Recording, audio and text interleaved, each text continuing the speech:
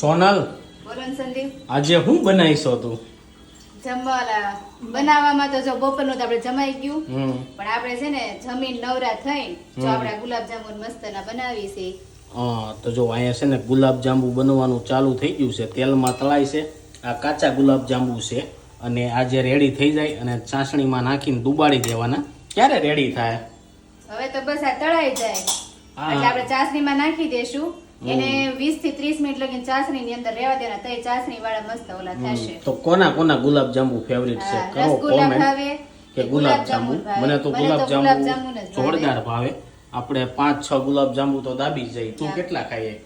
બસ મારે 2 થી 3 વધારે હાલે, પછી વધારે તો ગળું ગળું ફટાફટ થઈ કોમેન્ટ જાય. કરો કે કોના ફેવરિટ છે ગુલાબ જાંબુ.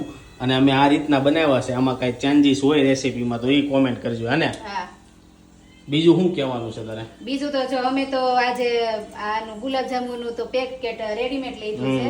તો તમે રેડીમેડ પેકેટ નું બનાવો છો કે કાંઈક ઓલા મેંદાના ને એના બનાવે છે માવાળા ઈ બનાવો છો? ઈ તો comment કરજો. ફટાફટ એ કોમેન્ટ કરી દેજો. અને ચાલો આજે સાંજે છે ને જોરદાર ગુલાબ જાંબુનો દાબો મારવાનો છે.